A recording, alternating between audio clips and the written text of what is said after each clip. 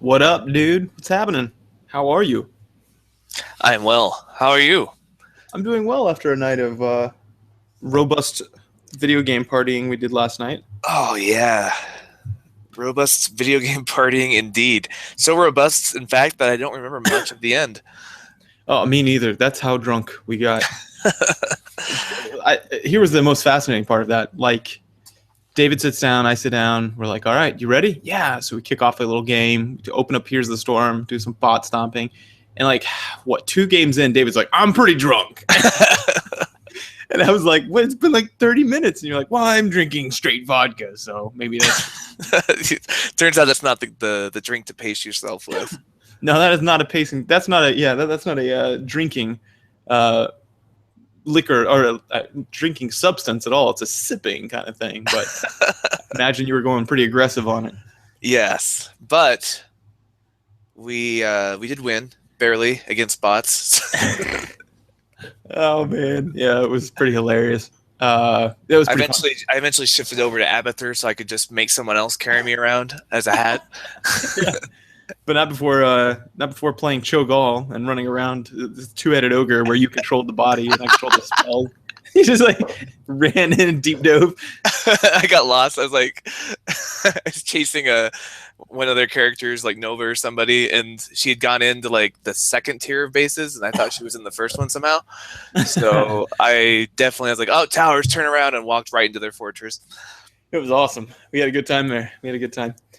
But yeah, it's been 1 week since I looked at. No, it's been a little bit. It's been a little bit. This has been a big weekend for MMA, but we won't be talking about that particular. Just want to touch on it.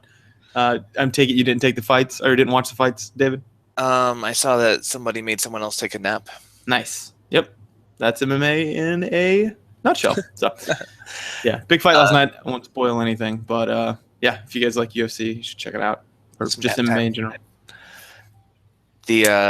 And yeah, Friday night was a big night for me because we had our annual senior lock-in. So I was up all night with high school seniors playing Smash Brothers and Just Dance. You seen How I Met Your Mother? Yeah. Do you know Robin Sparkle's hit song "Let's Go to the Mall"? Yeah. There may or may not be surfacing at some point on the internet a video of me doing that with a bunch of high school girls on Just Dance. That music video. Awesome. So just a heads up out there that could be traumatic to see. Let's go to the mall today. We played a lot of board games as well. I learned how to play Pit. Have you ever played that one? It's like a stock market kind of game. Apparently it's like 100 years old. So it's a game that they could have conceivably been playing in Downton Abbey salon parties. Well, let me tell you that a Wall Street thing sounds really fun. Who's the bad guy? Bernie Sanders? Yeah, to win, you have to destroy the establishment, which turns out is really hard to do. Yeah, makes sense. Makes sense. But yeah, so a lot of board games. It's fun trying to teach people how to play Legendary or Pandemic at 3 a.m. when their brains are starting to shut down. I can imagine. Although Pandemic, that's pretty like straightforward. It's hard to explain than it is to play. Like when you're like, you get 4 actions, and here's everything you can do with your 4 actions, and like just play it, and then you'll get it in like 10 minutes. Like most games, Legendary is the same way. It's trying to explain it, and then they all had it figured out within the first round. Oh, cool. Which I think is why those live play videos are so popular online. Those like tabletop playing videos, like that Jeb. Who does those? Will Wheaton. Will Wheaton. There you go. Yeah, those are pretty big. Day 9 came on and played a couple games with them too. That was fun. You know what I don't understand? Felicia Day. Why is she so popular? I don't know. I really don't. Like she's got that nerd girl appeal, and it's like, hey, we're nerds. She's a nerd. It's fine. And she is. She's a super nerdy person. She plays old school Super Nintendo games with her brother on YouTube for fun, and it's a delight. Oh man! Oh, speaking of which, big news! I went to the VA for something, for a checkup, and they were like, oh well, let me just, I'm just gonna do some blood tests. I was like, cool, it's pretty typical. They drew my blood, and the doctor calls me like a couple days later, and he's like, you are riddled with strep, and he's like, let me put it this way. On a scale of 0 to 200, which is the scale, anything over 200 is you've got strep. you're 1200. So we're sending you all the antibiotics. And I was like, what? I don't have any symptoms, man. I had a cough and like some congestion and stuff, but my throat wasn't that sore. And he's like, yeah, it can go systemic. So yeah, and I didn't think anything of it. So then I'm just hanging around. I tell someone that, and they're like, oh, and like it seems like everybody knows this piece of information but me. They're like, oh, that could kill your heart. Do you know that? Endocarditis, your heart could just straight up stop. And I was like, how come everybody knows that? So now I'm all hypochondriac. But like I woke up this morning and I sat up and I was like, I felt like a little bit of tinge in my chest, and I was like, I thought I was dying. It's so hilarious. I'm gonna turn into a hypochondriac. Oh yeah, that'd be fantastic. Like a walking WebMD is like my life right now. Everybody brings that up, and I'm like, how is that helpful for you to say that? Either I'm dying or I'm not, but don't be a dick. That's actually why we didn't record last week, by the way, for anyone wondering where the episode was. It's not just us being lazy. Jeremiah was in danger of his heart exploding. Oh yeah, I mean, I was riddled with strep. So I guess I'm better now. I don't know. I've been taking antibiotics for a while, so probably okay, I guess. But anyway, I feel fine. So yeah, enough about that. We got a pretty decent episode ahead of us, so let's you want to move into the news? Sure. Do it.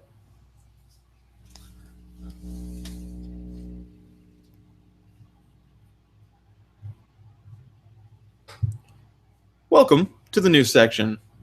How is everyone? Fantastic. I'm going to sip my mug of cold water. Delicious. This is good radio. Yes, indeed. So what's up, man? What's been in the news?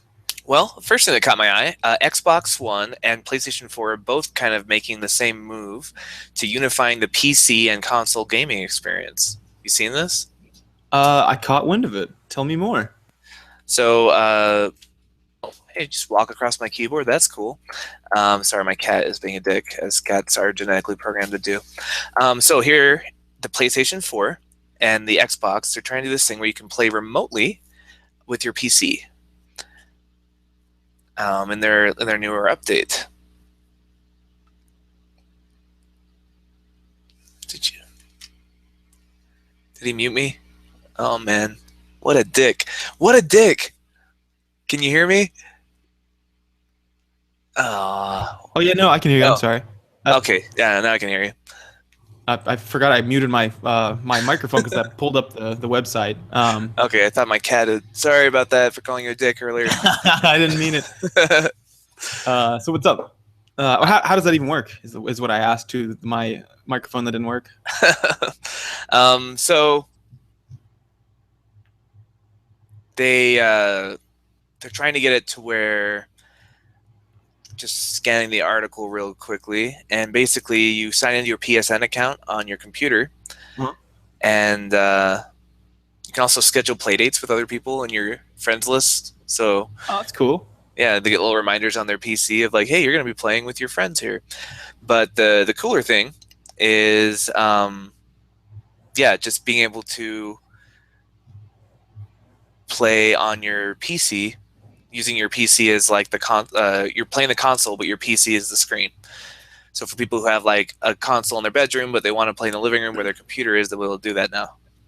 Yeah, that's cool. And Xbox One's doing the same thing. That's part of Microsoft's bigger picture of trying to make everything under one umbrella. Like, oh, your computer and your Xbox, it's just one big system. Let's treat it that way. Oh yeah, they did that with the Windows experience now. Yeah. Yeah, they've got that like on your desktop. You can make it look like, I didn't do this with mine, but you can make it look like basically a smartphone. Smartphone, yeah. But yeah, it's weird. But I think there's more utility to me out of like the Steam thing that they did, where they you could play. Like I've got a little Steam Link is what it's called. So I got a little box that sits under my TV where you can. You can play your games on your TV from your computer, because my television's much bigger than my computer screen.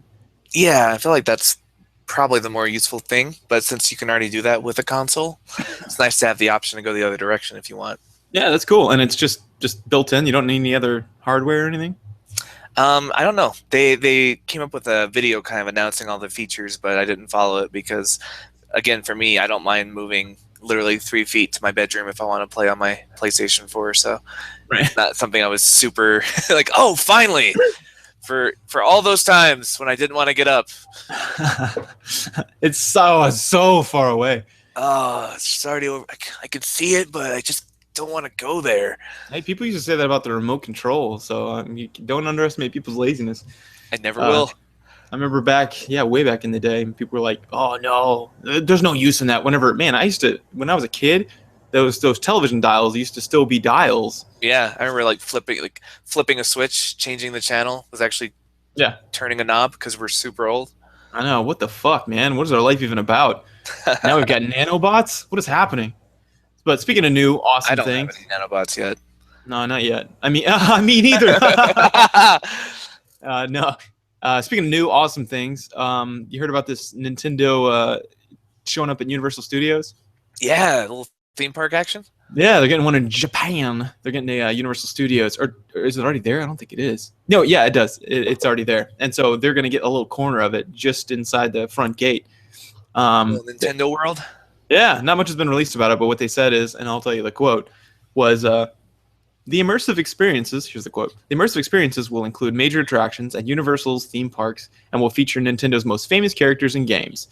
It added that Universal theme parks will create spectacular dedicated experiences based on Nintendo's wildly popular games, characters, and worlds. That's all they really said about it. So Your not much. imagination can run wild. Yeah, Zelda and roller coasters and Mario castles. I mean, obviously, there's going to be an R wing there that you can fly, like a Yeah, real one, into space. But into space. Yes, you can at least expect that. it's like a host of anthropomorphic animal wingmen to help you. Yeah, you're like, I don't know how to fly. It's like, that's all right. Peppy will teach you. On the, hey, do a barrel roll like your father did before he died. No, my I don't know dad how to do that, Peppy. Press my ticket. Press the R button twice. Oh, God, Peppy, I'm in an actual machine. What do I do? Oh, that's okay. Your father's dead. Oh, damn it, No, Peppy. he's not. He's down there. I can see him from the ride. It's not helpful at all, Nintendo. No, yeah, so that's happening, which is fun. I can't wait to see like pictures and whatnot of it. I probably won't be in Japan anytime soon, but Hey, if it works there, they might bring it to Universal Studios here. yeah, or maybe not, man. You know how Japan is. Yeah, you might. We just need to go to Japan. We should take a trip. Let's just make it happen. Let's have a game theory field trip to Nintendo World in Japan. Yeah, we'll bring little selfie sticks so everyone can come. Well, speaking of Nintendo announcements, the Star Fox, the Star Fox game is pretty much good to go. It's going to be coming out, I think, this month Oh, really? for the Wii U. Fuck Or is it yeah, next that's awesome. month. Let's pull up Amazon, check that release date. Have you seen the? They just did a Nintendo Direct announcement a couple days ago about it. Oh yeah, oh, I didn't see it. Sorry, excuse me. I didn't see it. Oh yeah, they just showed some gameplay footage. And one of the cool parts of the gameplay is there's a two-player mode where one of you is piloting and the other person, showgall style, is going to be using the Wii gamepad to sort of as a targeting reticle, like you're Luke Skywalker in the belly of the Millennium Falcon. Cool. Oh wait, no, I think I saw that. Yeah, I did. Where you hold up that little the gamepad. That's awesome. Yes. That's I think that's not only is that fun for like like if you and I were hanging out together. That's also cool for like family gaming. Like if I can I can do the flying or the shooting, and then Elijah or Davian can do the other part. Yeah, whichever one's a little easier for them. They can feel like they're contributing as your wingman, your co-pilot. Yeah, it's like Cho'Gall, man. Yeah. Two people, one body. It's fun. Asynchronous gaming. The April 22nd is what Amazon has. So Fuck yeah, that's perfect. next month. And that is right after my birthday, listeners. Just saying. But I know I'm famously against pre-ordering, but I'm something of a hypocrite when it comes to pre-ordering Nintendo games because the franchise is just so solid. Yeah, well, when has it ever let you down? I mean, yeah, it's pretty weird. And this one looks to be very much inspired by the Star Fox of N64. So like everyone's favorite one. Yeah. Everyone's favorite. So I think it's a pretty safe purchase. And if you pre-order on Prime, you get a 10% discount. So I might have to go against my pre-order embargo on this one. Awesome. Yeah, well, I'm looking forward to that. That sucks. It comes right up on a bad deadline for me, but I can get it afterwards. Let's see. Well, cool. Another one. This is a news article I came across recently that explained something I never understood. So have you ever played Civilization? Yes. So what's hilarious? Well, I want to see if there's one like kind of thing that happens when you lose the game. Who do you typically lose to? Uh, Pretty much Gandhi because he nukes the world. He ushers in the nuclear winter every time. Yeah, Gandhi. So I never understood that. I was always like, that's so weird. I always had my theories. I was like, oh, it's probably because he goes pacifist or whatever, so his uh, population grows really fast. Mhm. That's probably it. But and I just thought, well, it's probably like one of these critical masses where it's sort of like, um, I don't know. I can't think of a good analog of this, but it's like, I don't know, like if someone like quickly grew in power, and they were super pacifist, but then at one point they're like, oh wait a minute, I could actually just crush them, and that's what I thought it was. But as it turns out, It's no, like America. it's due to a bug. The first one that happened was everybody had their world leaders, and the programmers made Gandhi a to reflect his Pacifism. pacifism. Yeah, they made it a 2 out of 255 basically. So he was at a 2. So no problem there. That doesn't lead to nukes. But what happens is if you took democracy, then it actually dropped your aggressive rating by 3. And so it couldn't, and since it can't go to -1 in coding, it actually just cycled around and went up to 255. So So he became becomes a power aggressive as crazy warmonger. yeah. As soon as he takes democracy, he just something clicked in his brain. He's like, kill them all. And so he just nuked everybody. Now, So it's good for history that he never actually lived to see India become a democracy then. yeah, something would have clicked. He would have turned into a Stalin, and then we'd be referencing him like that. We'd be like, well, at least it's not another Gandhi. But what's hilarious, okay, is this, but that doesn't explain like current Gandhis. Okay, but I never played Civilization 1, or maybe I did, but I don't remember playing it. But what about now? Well, it turns out just because of how hilarious that is, they actually coded it now so that not his aggression, he's still super passive, but they made his chance to nuke a 12. And what does that mean? The next highest is 8, and that would be people like North Korea and stuff. So it's they put it super high just He's as a like joke. super peaceful, but if he ever did go to war, you're getting nuked. Yeah, you finna get nuked by a Gandhi-sized rocket of death. But yeah, pretty hilarious. So that explains some of his assholery. So now you'll know if next time that happens that it's actually just trolling from the coders who originally had screwed up. So there's a trend right now, speaking of old school, of retro gaming. We've talked about this before in prior episodes, talking about Shovel Knight or just why people love old school kind of retro feel games. Yeah. Undertale last year was one of the better received games of the year. It's very old school in its graphics and design. Well, Nintendo is picking up on that vibe, and they are releasing a bunch more Super Nintendo games under their Virtual Console for the 3DS, including Donkey Kong Country, Mario Kart, Earthbound, F-Zero, Pilot Wings, and Super Mario World.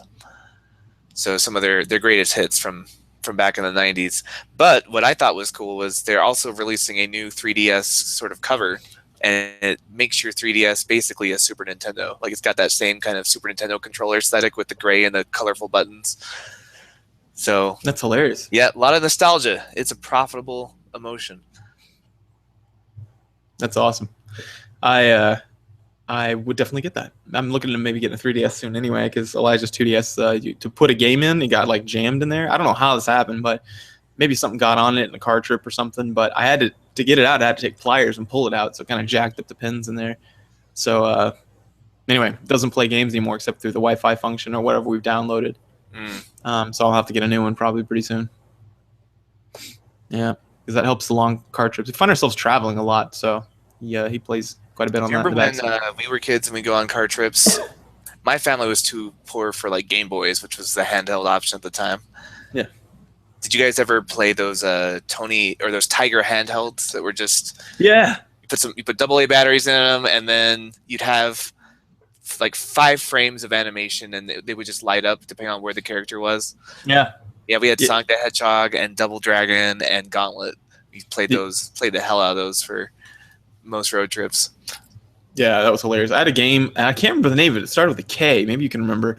It was a guy who, well, bless me. It was a guy who blew fire out of his mouth. It started with a K.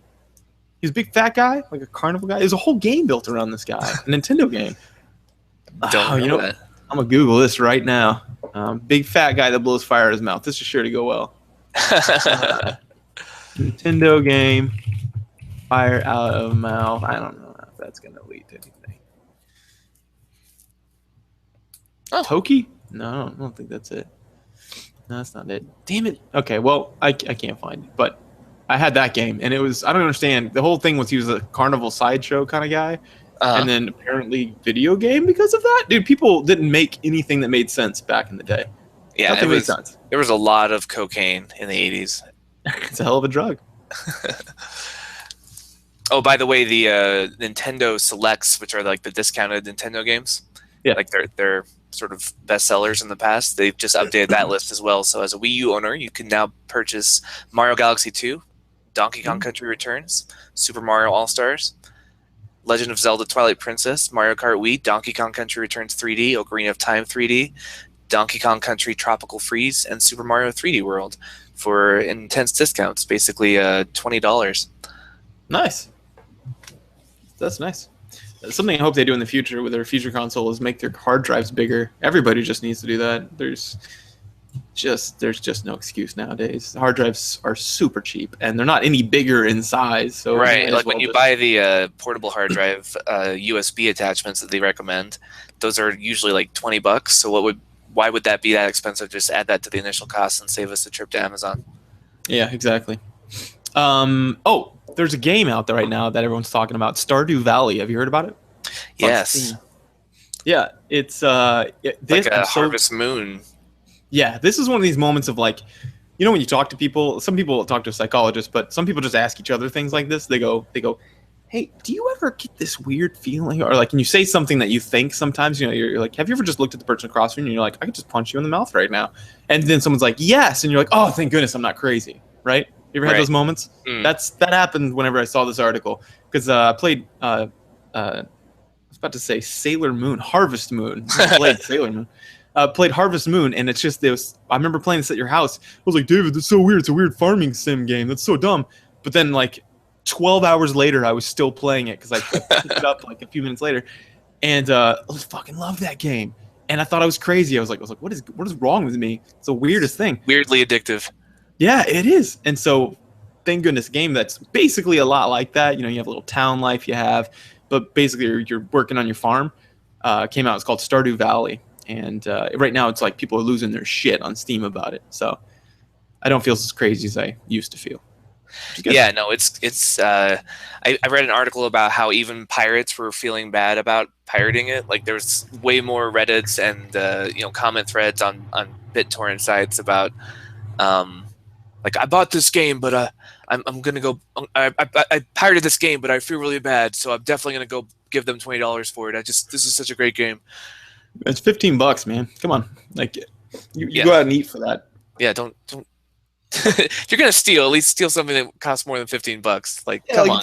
If you have like some philosophical reason, like for example, Kanye shoes or something like that. If it's like, not that's a bad example, but something like clearly overpriced just to be shitheads. Like, I get that. Like, or I get that argument, or that can be morally consistent with some value you have. But something like this, I don't know how that could be morally consistent with some value you have. I know, it's like you're ripping off a giant developer. It's like, it's a victimless crime. They make too much money anyway. It's like, no, this is an indie project that somehow became successful. Against a lot all of odds. work in it. And it's by all accounts worth every penny. Everyone loves it. I haven't gotten it because of two reasons. One, my gaming docket is super full. And two, sub reason for number one, if I get it, I'll probably end up putting like 800 hours into it and never play another game again, because that's how these Harvest Moon games hit me. Like Harvest Moon only worked because I was in high school and had nothing else to do and no other games. Like, that's why it was a great game as a kid, but now it's just too much. But secondly, the art style, I don't really like the graphics that much. Like, it's not that I'm against 16-bit graphics, but I don't know, the sprites were way cuter in Harvest Moon. They just had a better aesthetic. These ones just look like blocky kind of pixel people. Yeah. I'm used to kind of that Japanese way of... Yeah, kind of cutifying everything, making everything kawaii. Yeah, but these guys just look normal. They look like humans, and I don't like humans. Yeah, fuck humans. Psychology. They're the worst. Yeah, I just can't stand them. Can't stand. Look at their stupid slimy faces. I Oh wait, can't that's stand our staring at faces. your face right now.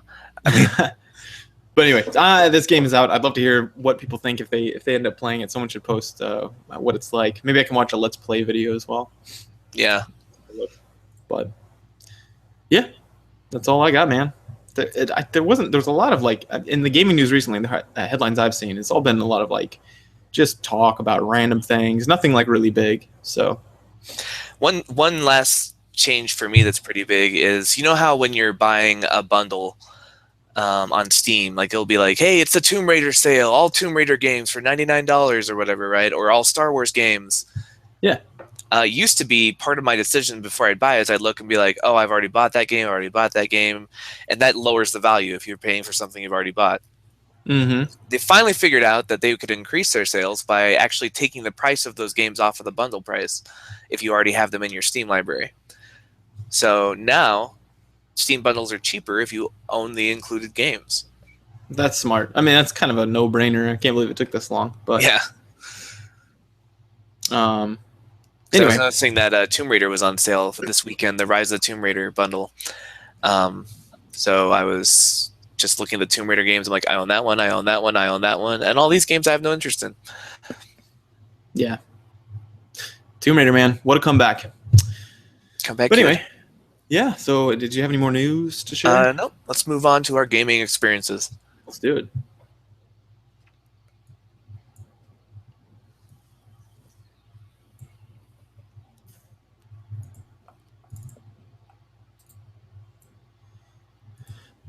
All right, gaming experiences, where we talk about the games we played because we're actually gamers. We don't just make Yes. this shit up. So, I finally finished Xenoblade Chronicles for the 3DS. Oh, you did. That's a long game. It's quite the Yes, feat. and it would have been longer if I'd done all the end game stuff. I was level 81, and there's quests all the way through level 99. Jeez. But I just was like, enough's enough. I gotta finish this game and move on to a new one because I've been playing this game for my final count was 140 hours. Yeah. So it's a lot of time, Jeremiah. You don't sound impressed when you say yeah, but it's a lot of time to be playing this one game. No, that's a fucking ton of time, man. There's no way I could play that game. When you said that, I was just like, oh my god, there's no way I can play this game. I'm just not gonna play it. It makes me sad because the game shit got really real. Like the storyline, it started off as kind of a generic like fight the robots, fight off the invaders kind of story. Mhm. But the overall plot was like, it blew my mind. It was one of those where I'm like, oh shit, son, this is happening now. Really? Yeah, in fact, it makes me sad you're never going to play. I might have to write a D&D campaign that basically just uses the storyline just so you can experience these twists, because wow, I was very it got into like Gnosticism and like philosophy and existence and pretty like heavy subjects, like the Xenogears as well. Like any of the Xeno games tend to get into really kind of weighty philosophical matters underneath the story, and this one did not disappoint.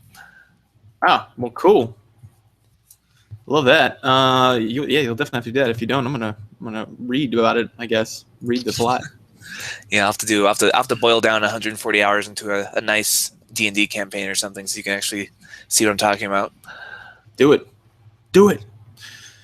Video games I've been playing. I have not been playing Undertale because I can't get this shit to work. It's and I tried. I'm a computer guy, right? Like you'd think that I could probably figure it out.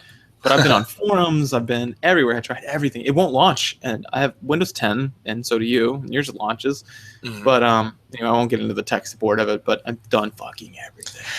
Yeah, we had a listener, actually, Calvin, messaged me, and he was just like, "It's figuratively killing me that you guys haven't played Undertale yet. So give us your Steam account, and I will send you copies." So he generously gave us both a copy of Undertale, and I've been playing it, and it's I can see what the hype is about. It's really fun, and without giving away any spoilers for you, because I'm hoping you'll eventually get your copy to work.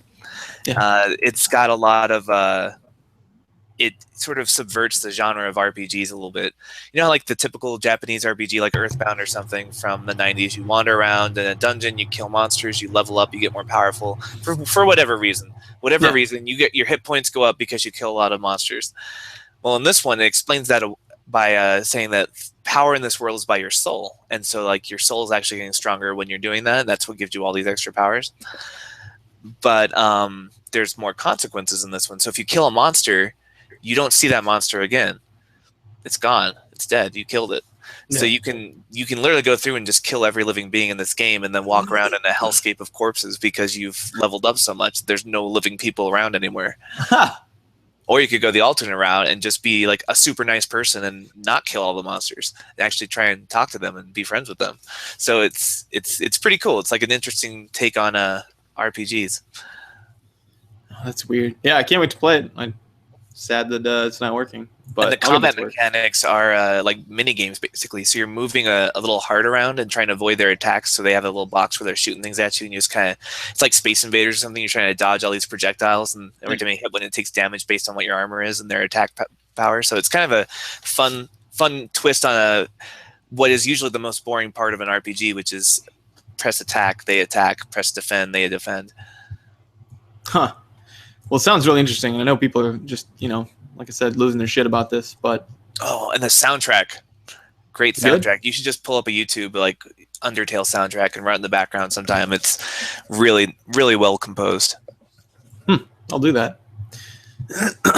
What I have been playing is I played some XCOM 2. Man, I love this game. I love XCOM. It's so fun. It's so fun. It's so fun. That's all I have to say about it. That's my substantive review. No, 5 stars. It's so fun. It's so fun. It's so fun. yeah. If you like the first one, then you'll like this one. That's pretty much it, because it's that, and then a lot more like customization and differences. You can mod your weapons now. You can name them. You can you slowly get access to more modding of your like armor and stuff like that and what you wear. And yeah, it's really cool. And all the classes now are useful. But I think I already mentioned that. They're all fun and useful. But I'm closing in. I finally got to the last stretch of the campaign. Like this, there's those moments where, just like in all the XCOM games, it's like, oh, here you can't turn back now. This is the last little bit. But it's like an elongated, kind of protracted war. Without giving anything away, did you figure out what that project they were working on was? Yeah. Nice. I did. Yeah. It's I wouldn't expect too much into it. It's just another doomsday thing. So Are we all still alive? Your squad of ultimate badasses? fuck yeah, dude. And but that's only because if you die, I just undo it. Undertale actually calls you out for that. It'll remember when you do something like that, and then be like, "Oh, hey, so you control space and time. That's a cool power to have." And you're just like anyway, let's move on with the game. Like one of the characters, let's bring it up casually. Like, I just can't. There's like one of it's sometimes it's like dumb shit. Like I ran up and there was it was like this last guy in an area, right? And I was like, oh well, David will take care of him. And so I took you down. You're a sniper, right? And I was like, well, just have him run. And you got the gunslinger trait where you can kind of shoot for free from your hip, from your pistol. So I was like, just get him within pistol range, and I'll move my sniper forward. I'll achieve that function, and I'll also achieve the function of shooting, killing, cleaning up this last mob. And he had like 2 hit points. And so I was like, okay, here we go. So I moved you up and and basically out of cover, and then had you fire, and you missed like a 95% shot. And then it was their turn, and he turns around and he runs up and goes, yeah! And just like rips you in half. And I was like, well, I can either live with that as like a thing, a weird statistical anomaly, or not. But you know what's hilarious though? Okay, so I redid that one, and you did just fine the second shot. I don't know why the first one missed. But what's hilarious is one time I did JT and I had him come up, and I was trying to make him do the little slice thing. Like there's these rangers that run around and they can do a melee attack. And it's really strong and it adds to your mobility. It's sort of like charge in D&D. Mm-hmm. And so I was like, okay, let's finish this guy off. It was the last guy, cleanup crew, which rangers are good at, supposedly. And this guy, he was, I can't remember the percentage, but it was like 60-something percent, 63%, let's say that. So I was like, oh, here we go, which is almost 2/3 of the time he's going to hit this. So I go to, attack the guy. And whenever you do a melee attack, obviously you're not necessarily, because it's melee, you don't get to choose how far away you are. So you're just going to stand in some block near him, which is probably out of cover, right? So, so I run up and I was like, slice, and I missed. And I was like, fuck. And then the next turn, dude turns around, and then, JT gets swarmed and dies. And I'm like, I'm going to reload that. So I reloaded it, did it again. He died, or he missed again, and he died. And I reloaded it, missed again, and he died. I did this like 12 times, David, and he missed every time. He was just destined to die. That was the place where he had to die. Something about JT. It was a fixed moment in time, as Dr. who would put it. So all I did was on the real run through, I was like, fuck it. I just made him hunker down, which is like basically just get on. I was like, get on your belly. And he's just like hiding behind this little little barricade just for his life. And yeah, then he survived. But in an alternate universe, in fact, in every other alternate universe, that he perished right there. Let me ask you this. If there was an option to turn permadeath off in XCOM, would you use that?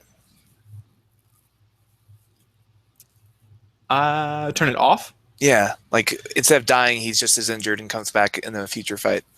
Yeah, that would be good. I don't know why they don't do that. There's a thing you can buy for, I think it's Intel. No, it's gold. Or, sorry, whatever currency that is, dollars, basically.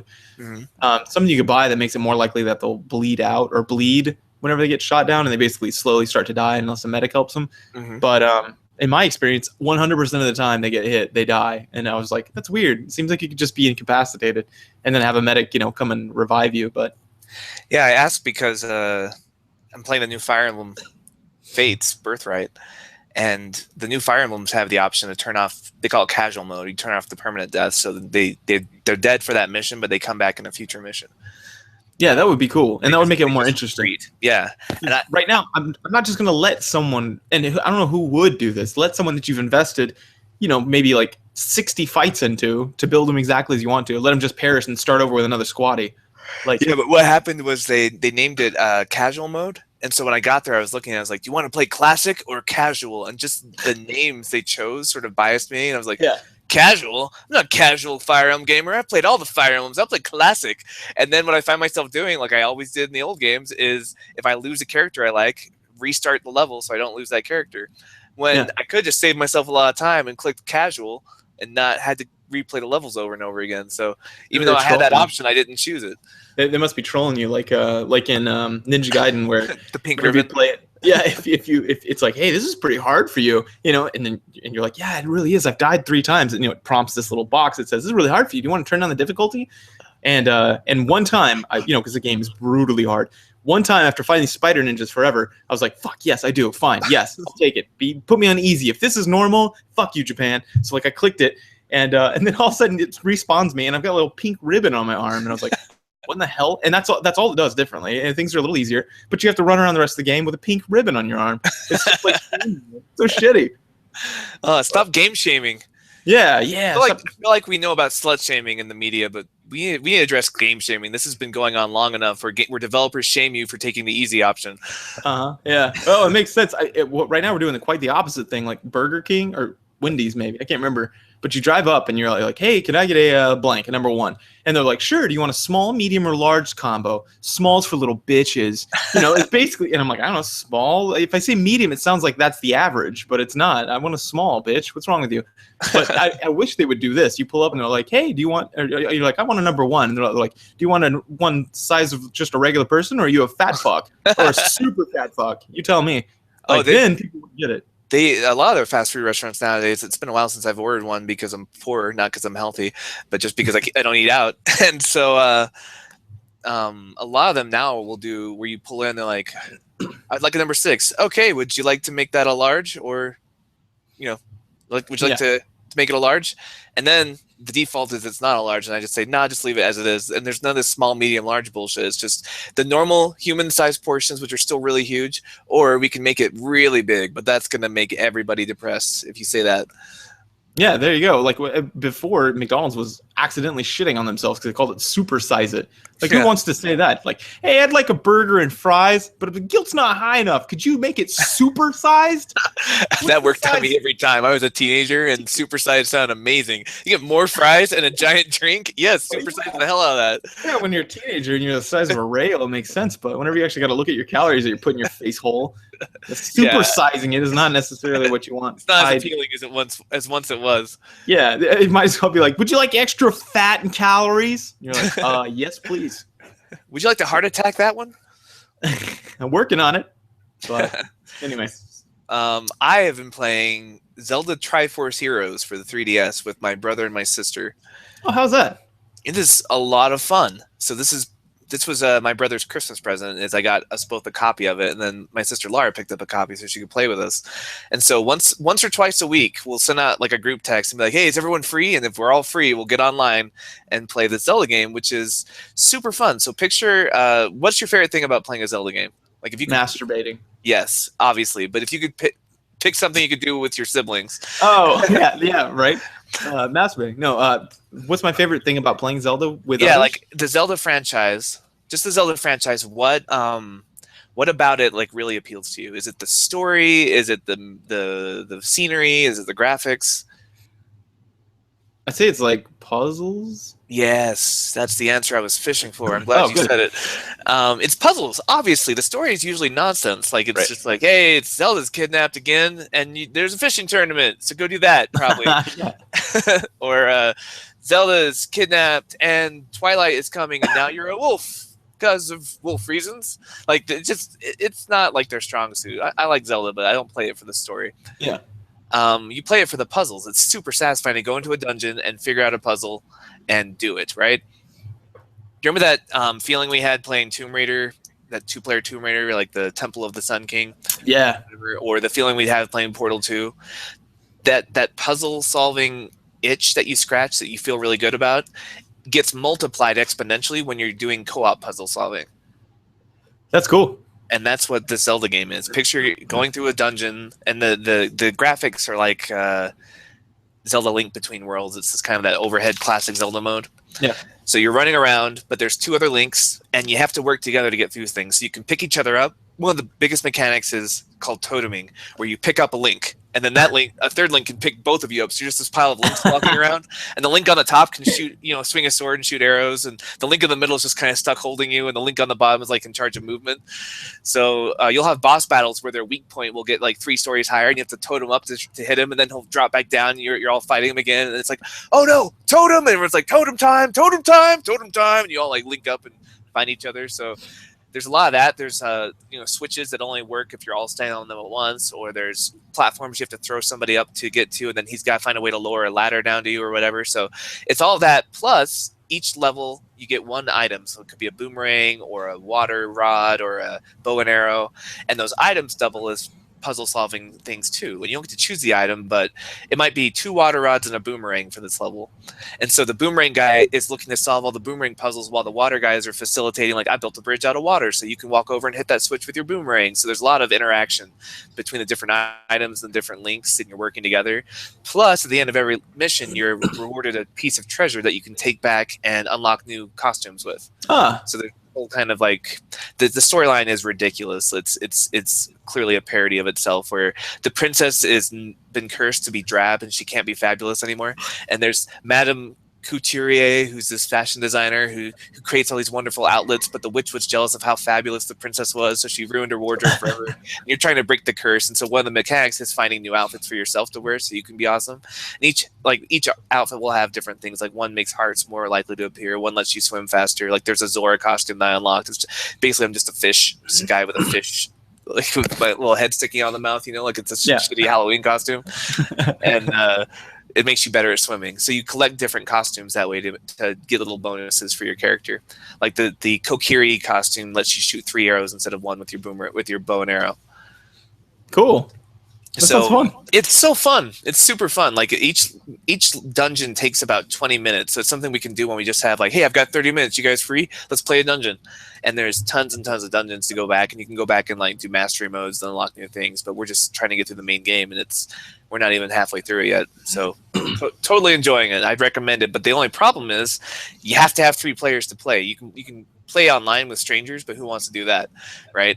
So there is a 1-player mode, but you have to control the links yourself, which is really hard to do. Like it's definitely not a game meant to be played that way.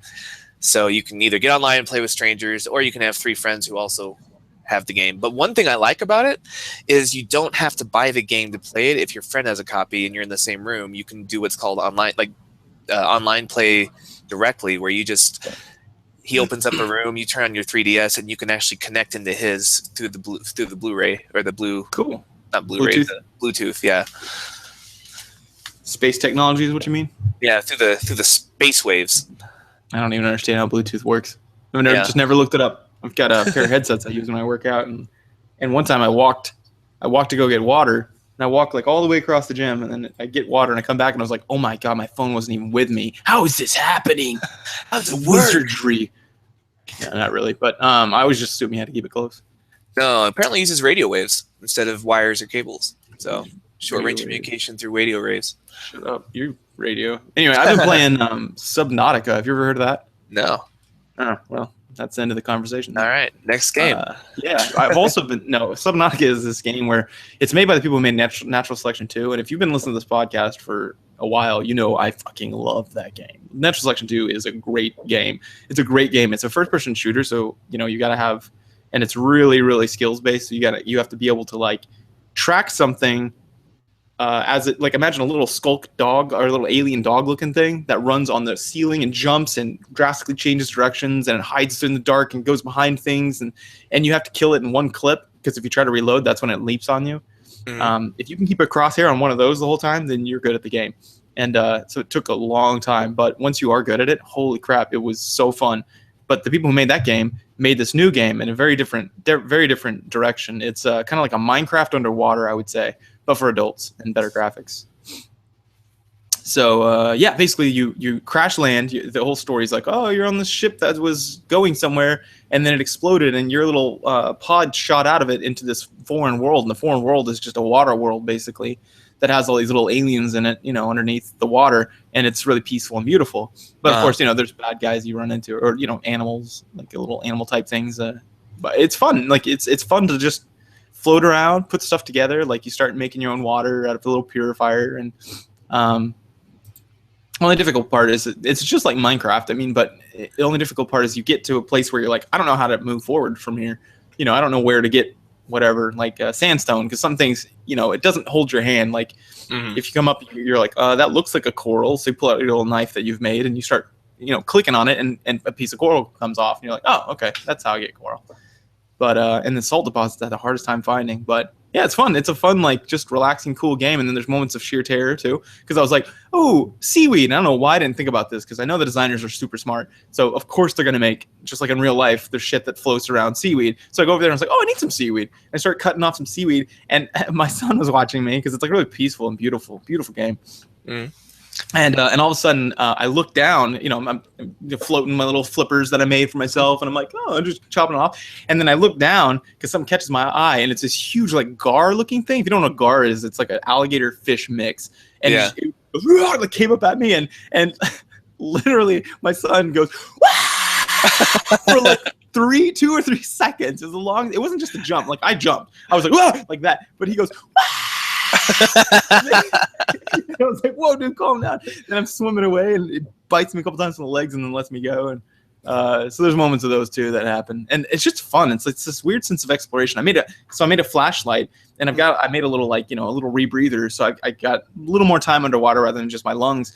And then I see this little coral, that has a hole in it, and it's going down. I was like, oh, I bet I could go explore that, but gosh, I mean, am I going to be able to get to the surface in time? So it's those moments of, like, things kind of get unlocked based on your ability to travel further away from your pod and also in underneath the water. So so far pretty good. I don't know how much it was, but I put, like, $25 into it.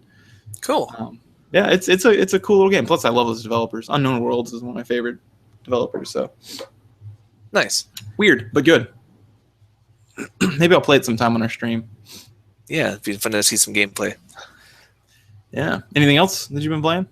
Yeah, just the lock-in. Played a lot of. I got my trash kicked in Smash Brothers, which was a fun experience for me. Really? Yeah, some teenager who plays that game a lot was playing Dark Pit, and apparently that is the hard counter for Link, who was what I was playing. So I was like throwing all my projectiles. It's like reflect. I landed maybe. We were both down to 1 life. We're the last 2 standing of an 8-man brawl, and we were both down to 1 life. And I landed maybe 2 or 3 hits on him, and he just wrecked me. Like, I got like 36%, and I was dead. Oh man, did you feel bad about yourself? Yeah, but then I remembered that I was easily able to justify it into a way that I was still the better person after the loss. Well, he just probably plays that game all the time, so he doesn't have a life. Yeah. Hey, that's the way. That's good. That's for psychological health. It's important. But yeah, I played a lot of games there, and taught some. I feel like I should get a commission because so many kids have bought board games from that lock-in that have brought like oh, I'm gonna go home and buy Betrayal on the House on the Hill. That was so much fun. I'm gonna go buy Legendary. That was so much fun. You should have bought stocks. Next sleep in, you're gonna buy stocks notes. Yeah, I should. I really should. That's fun. My whole claim to try to be good in that game is the stand-in place dodge. I don't roll dodge. I just do the stand-in place dodge in that game. Yeah, it throws people out, man. That's how I beat. And so what usually happens is I beat the shit out of people at first, and then over time they start understanding. You know that's just something in my repertoire I use, and then they catch back up really quickly. But oh man, yeah, that was part of it. This was some next level play. This guy was like, instead of dodging, he would do like little half flips back just from like a backwards jump that he would cancel mid animation. Whoa. All this kind of like stuff that you see people do on like, you know, professional gamers playing these games. I'm like, okay, yep, I've clearly met my match here. Yeah. You just pause it and just be like, we're done here. We're done here. Oh, and there was an 8-person brawl in the Hyrule Temple, and I was playing I think it was Link, and one of the girls had picked Pikachu with his adorable party hat. And so every time I'd hit him, I'm like, oh, Pikachu, I'm so sorry. And I'd like bow to him, and he's like, Pika!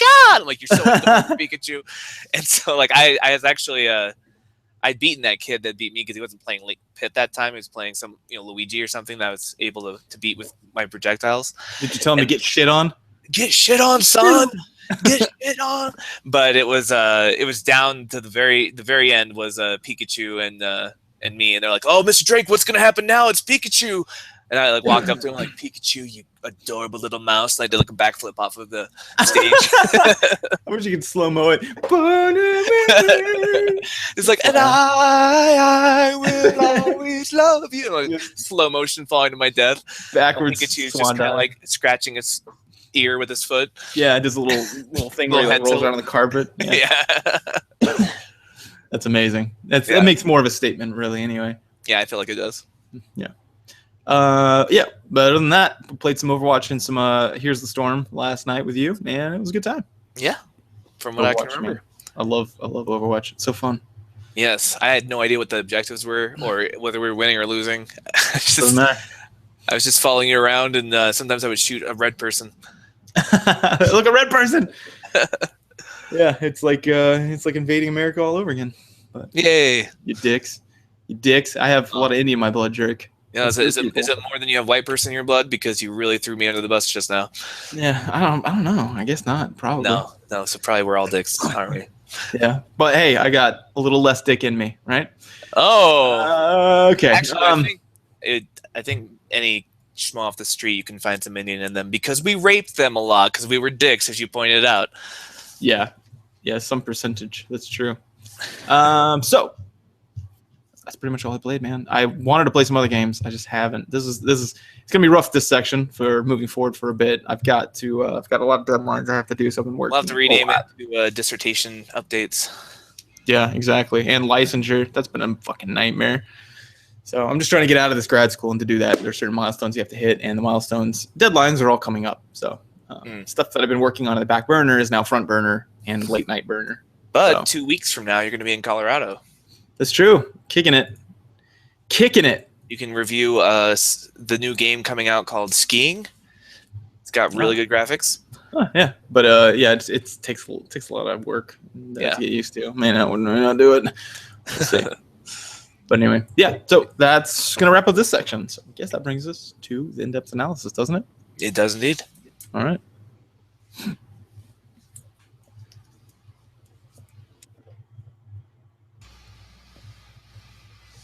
Should I start a new section or? Yeah, I'm probably gonna brew some coffee. I'm still feeling a little hungover last night. Alrighty.